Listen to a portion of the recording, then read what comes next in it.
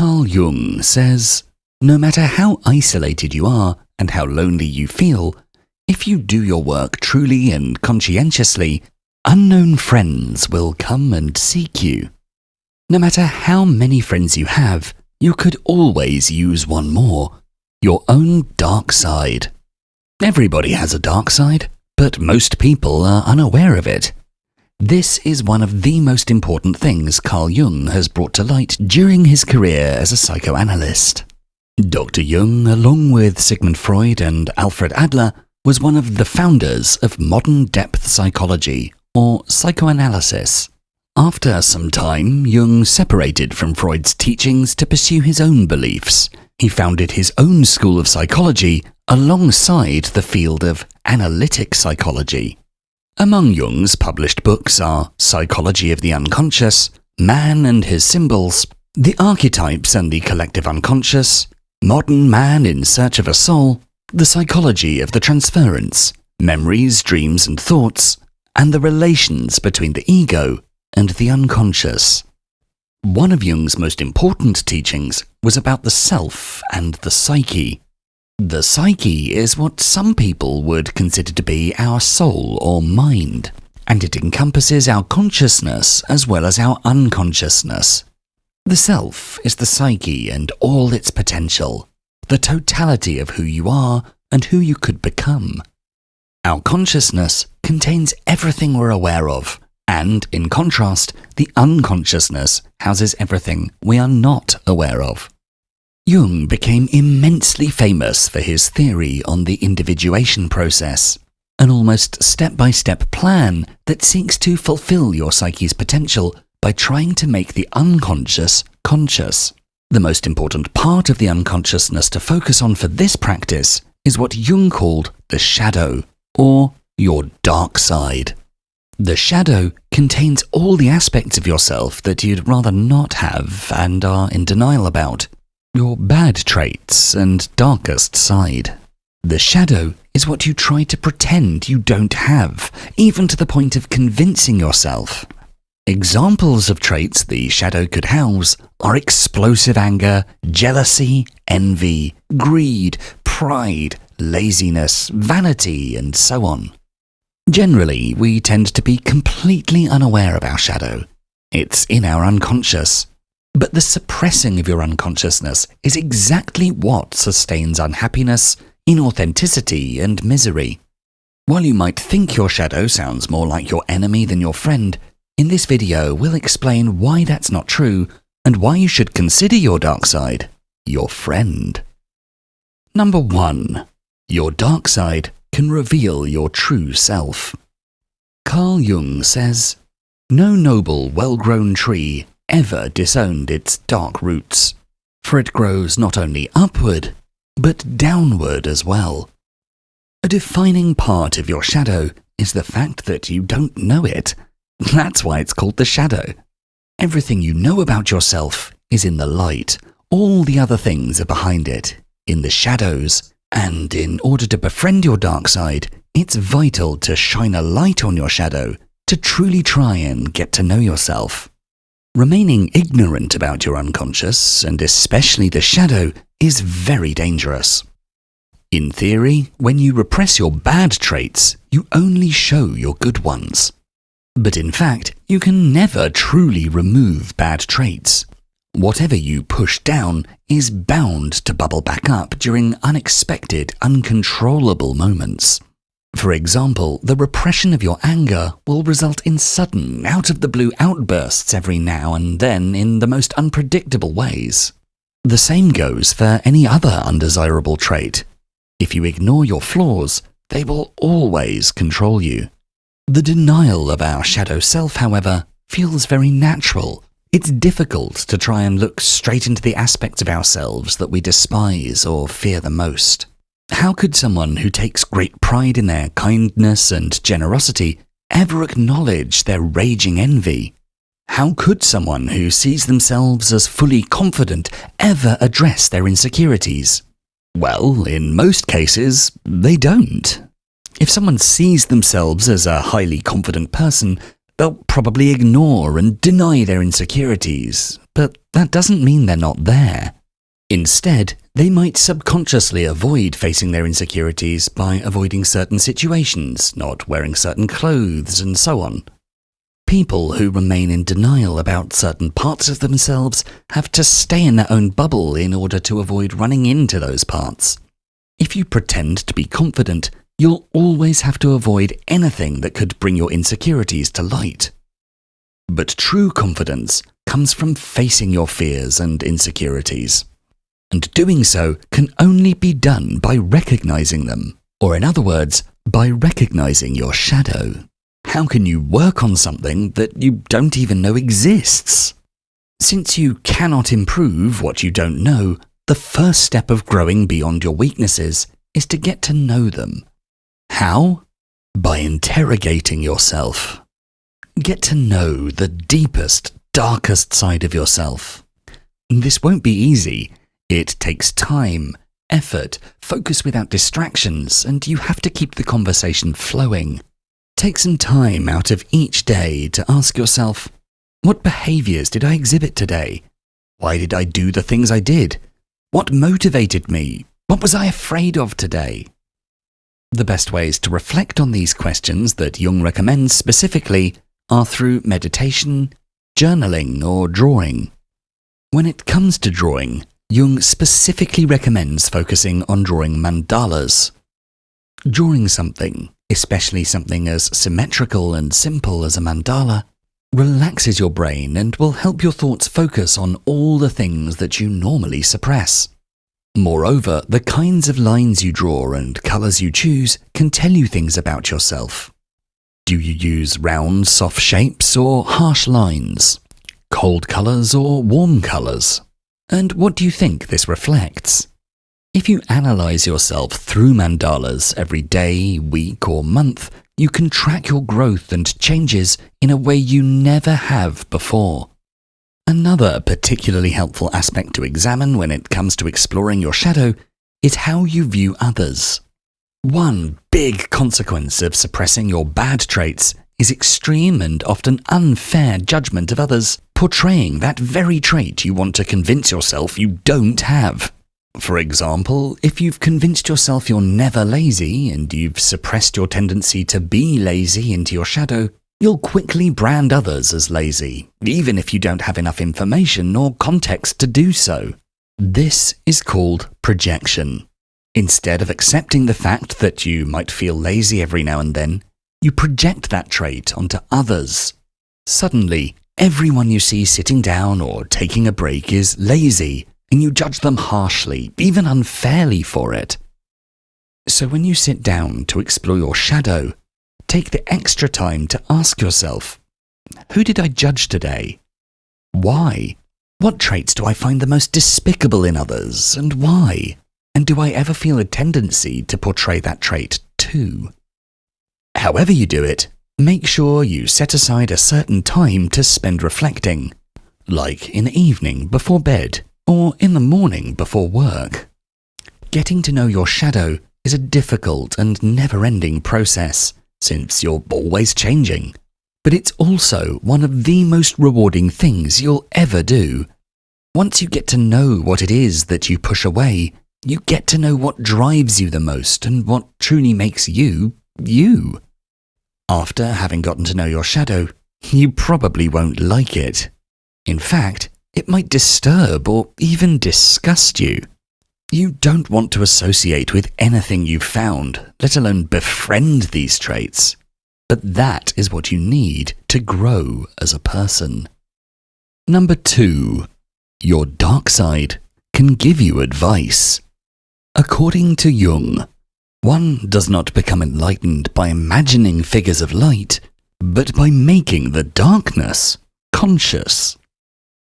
Allow your new friend, the shadow, to give you advice every now and then. No matter how badly you might want it to be false, your shadow is part of you, and every single part of you can be helpful in different kinds of situations. For example, your shadow might be made up of greed, anger, childishness, and laziness. Not an ideal friend, sure, but what positive qualities might these traits house? A greedy friend might inspire you not to settle when you could have more. Maybe in order to avoid being greedy, you've always been overly generous, denied yourself luxuries, or convinced yourself you don't deserve whatever your shadow wants. However, being the opposite of greedy can backfire in many ways. Greed is, of course, a bad trait, and generosity is greatly appreciated. But those who find no balance between the two do themselves no favours. If you want to get a raise at your job, you often need to ask for it. If you want a lift from a friend, you should reach out and tell them. If you want to treat yourself every now and then, you should be able to. Instead of ignoring your greed, see it as a friend telling you you deserve more.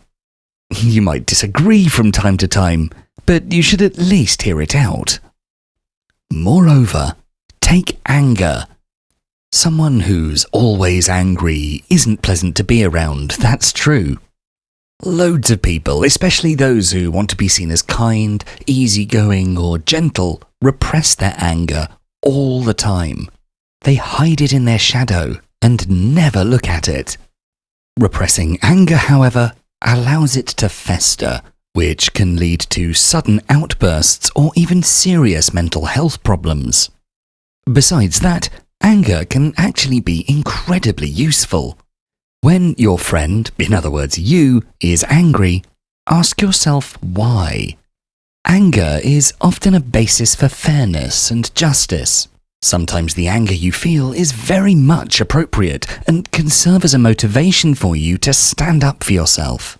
So, like with greed, instead of repressing your anger, you should listen to your shadow as if it were a friend saying, "Hey, you should be angry about this," and then decide whether you agree or not. A childish friend might show you what it's like to regard the world with wonder and enjoy the little things. Lazy friends will teach you how to relax and take breaks. The longer you think about all those bad traits, you'll start to realize just how many upsides they have. And in turn, you can show this friend how to balance all these traits and only give in to them when it's useful. To listen to these pieces of advice and put them to good use, you need to acquire wisdom that's hidden in every single part of yourself, even the parts that seem bad. In order to befriend your shadow, you have to look past the discomfort of your bad traits and consider them truly and objectively. Once you know it's what's been holding you back, you can actually use it to go forward. So, your friend gives you advice. Okay, sometimes it will be bad advice, but sometimes it'll be really, really good advice. Advice that you'll only know if you accept your shadow into your life. Number 3. Your dark side can help you be unique. In the words of Jung, becoming conscious of your shadow is the essential condition for any kind of self-knowledge.